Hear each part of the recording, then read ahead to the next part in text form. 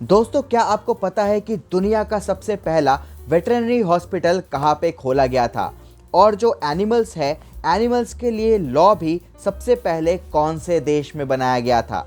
अगर दोस्तों आपको नहीं पता तो इस वीडियो के साथ जुड़े रहिए और एंड तक देखिए इस वीडियो को। बहुत ही बढ़िया जानकारी मिलने वाली है आज आपको इस वीडियो से। तो आप सभी को द अल्टीमेट चैनल में अभिषेक सरकार का नमस्कार। दोस्तों, ये तो आपको शायद पता ही होगा कि सनातन धर्म के 4 सबसे बड़ी पुस्तकें हैं, 4 वेद है। इन वेदों का नाम है ऋग्वेद, अथर्ववेद, सामवेद और यजुर्वेद। पर दोस्तों, ऋग्वेद और अथर्ववेद में वेटरनरी साइंस को लेके बहुत ही सारे विचार लिखे गए हैं। इससे दोस्तों ये पता लगता है कि भारत में 3000 साल पहले से ही पशुओं का देख रेख कैसे करना चाहिए, पशुओं का ख्याल कैसे रखना चाहिए, इन सब को लेके कई सारे श्लोक्स लिखे गए हैं। श्लोक के साथ कई सारे विचार, कई सारे पुस्तकें भी लिखी जा चुकी है। 500 साल पहले एक ऋषि हुआ करते थे, ऋषि पलकाप्या। ऋषि पलकाप्या ने गजशास्त्र और हस्ती आयुर्वेदा लिखा था, जिसमें कि हाथियों का देख रेख कैसे करना चाहिए, हाथियों का पूरा एनाटॉमी और दोस्तों हाथियों के शरीर का जो साइंस है वो सब कुछ उसमें लिखा गया था, जिससे कि पता लगता है कि हाथियों का देख रेख कैसे करना चाहिए। दोस्तों, हम आपको बता दें कि वैदिक युग से जब पूरी दुनिया अंधकार में थी, बस कुछ ही सभ्यताएं फल फूल रही थी, उसमें से एक भारत भी था।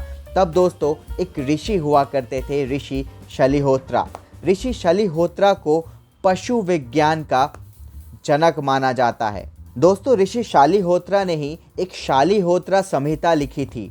उसमें 12,000 श्लोक है और 12,000 श्लोकों में घोड़ों का पूरा एनाटॉमी दिया गया है। घोड़ों में कौन कौन सी बीमारियां हो सकती है और उनका एक एक इलाज पूरी तरीके से डिटेल में दिया गया है। खाली दोस्तों इलाज ही नहीं, इस संहिता में ऐसे श्लोक भी है जिससे कि घोड़ों की नस्ल और उनकी आयु का भी पता लगाया जा सकता है। इसके बाद दोस्तों 300 से 200 BCE में मौर्य साम्राज्य में ये जो पशु चिकित्सा है और पशुओं के बारे में जानने की जो इच्छा है वो और ज़्यादा बढ़ गई। इसी समय में जितने भी दूध देने वाले पशु थे, जैसे कि बकरी हो गई, गाय हो गए, इनको चराने के लिए ज़मीन मतलब खुले ज़मीन में छोड़ दिया जाता था। जितने भी हाथी, घोड़े, इनको युद्ध के लिए ट्रेनिंग दी जाती थी और जितने भी जानवर मर जाते थे उनके स्किन को लेदर प्रोडक्ट बना के दूसरे देशों में एक्सपोर्ट किया जाता था।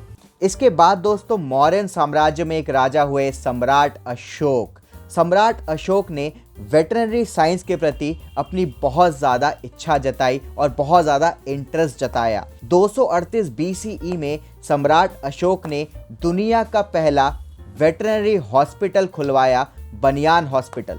दोस्तों, इस हॉस्पिटल में पशुओं की ट्रीटमेंट के लिए सबसे एक्सपर्ट डॉक्टर हुआ करते थे और सबसे आधुनिक इंस्ट्रूमेंट्स का इस्तेमाल किया जाता था। ये माना जाता है कि ये बनियान हॉस्पिटल उस समय मौर्य साम्राज्य की राजधानी पाटलिपुत्रा, जो आज पटना आप बोल सकते हैं, वहाँ पे बनाया गया था। एक बहुत बड़ी ज़मीन ली गई थी और उस ज़मीन में पूरे ऊंची ऊंची दीवारों से गोल घेरा बना के बीच में एक हॉस्पिटल बनाया गया था, जिसको कि बनियान हॉस्पिटल बोलते थे उस समय। यहाँ पे जो पशु युद्ध में घायल हो जाते थे उनका भी इलाज होता था। रोज़मर्रा की ज़िंदगी में काम करते हुए जो पशु घायल होते थे उनका भी यहाँ पे इलाज होता था। यहाँ पे वेंटिलेशन और हाइजीन का प्रॉपर ख्याल रखा जाता था। और दोस्तों, जो बहुत ज़्यादा बीमार थे, जो छुआछूत फैला सकते थे जो जानवर, उनको अलग रखने की भी यहाँ पे पूरी व्यवस्था थी। यहाँ पे दोस्तों बहुत सारे एक्सपर्ट सर्जन्स भी थे जो जानवरों की चोट की सर्जरी भी करती थी। और दोस्तों, जिन जानवरों की हड्डियाँ टूट जाती थी उनको भी जोड़ना आता था तब के डॉक्टर्स को। और दोस्तों, ऐसा भी नहीं था कि अपने जानवर की इलाज कराने के लिए जो भी लोग थे उनको बहुत ज़्यादा पैसा खर्चा करना पड़ेगा, ऐसा नहीं था, क्योंकि सम्राट अशोक की जो सरकार थी, उनका जो राज्य था, वही सारा खर्चा देता था हॉस्पिटल चलाने के लिए और जितनी भी दवाइयाँ थी वो भी बिल्कुल फ्री ऑफ कॉस्ट मिला करती थी। दोस्तों, ये तो हम सबको पता ही है कि कलिंग युद्ध के बाद सम्राट अशोक ने अहिंसा की पॉलिसी अपना ली। उन्होंने कहा अब मैं कभी युद्ध नहीं करूंगा। पर दोस्तों, खाली इंसानों के लिए ही नहीं, पशुओं के लिए भी वो बहुत ज़्यादा नरम दिल हो गए और पशुओं के लिए भी उन्होंने अहिंसा की पॉलिसी अपनाई। इसके बाद सम्राट अशोक ने अपने राज्य में जितनी भी तरह की हंटिंग हुआ करती थी, रॉयल हंटिंग, शौक के लिए कोई भी हंटिंग हुआ करती थी, उसमें रोक लगा दिया। ऐसा कोई भी गेम नहीं होगा उनके राज्य में जो पशुओं को नुकसान पहुंचाएगा, उनकी जान लेगा। ऐसा कोई खेल नहीं होगा उनके राज्यों में, और जो भी पशुओं को आहत करेगा उसको पनिशेबल ऑफेंस माना जाएगा, पनिशेबल एक्ट माना जाएगा। ये सारे लॉज सम्राट अशोक ने लागू किए थे।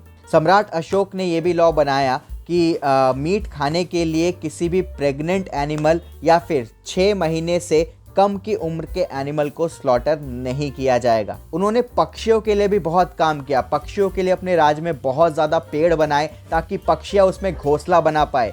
उन्होंने बहुत सारे कुएं बनाए जो कि जानवर पानी पी पाए वहाँ पे। उन्होंने बहुत सारे तालाब भी बनाए जिसमें कि पशु पानी पी पाए। पशुओं के लिए उन्होंने काफ़ी वेलफेयर सेंटर्स भी खोले जहाँ पे उनको देख रेख किया जा सके। यहाँ तक कि सम्राट अशोक के टाइम तक्षशिला यूनिवर्सिटी में भी जो वेटरनरी साइंस है वो पढ़ाया जाने लगा और स्पेशल एक सेक्शन बनाया गया कि वहाँ पे हर्बल्स के ऊपर रिसर्च होता था, हर्ब्स के ऊपर रिसर्च होता था। और दोस्तों, ऐसी दवाइयाँ बनाई गई, ऐसे हर्ब्स बनाए गए जिससे कि पशुओं की चिकित्सा हो सके। पूरी दुनिया से स्कॉलर्स उस तक्षशिला यूनिवर्सिटी में शलिहोत्रा जो संहिता था वो पढ़ने आते थे और वेटरनरी साइंस के बारे में सीखा करते थे। सम्राट अशोक हमेशा से ये कहते थे कि इंसानों की अच्छी हेल्थ के लिए, अच्छे जीवन के लिए एनिमल्स का ख्याल रखना, एनिमल्स की केयर करना बहुत ही ज़्यादा ज़रूरी है, क्योंकि हम सब एक साथ ही रहते हैं और एक साथ ही रहेंगे भी। तो एनिमल केयर उतना ही इम्पॉर्टेंट है जितना ह्यूमन केयर है, इंसानों का केयर करना है। तो आशा करता हूँ ये वीडियो बहुत पसंद आई है आपको और बहुत कुछ जानने को मिला होगा आपको। और ऐसे वीडियोस देखने के लिए सब्सक्राइब कर लीजिए हमारे चैनल को। जय हिंद।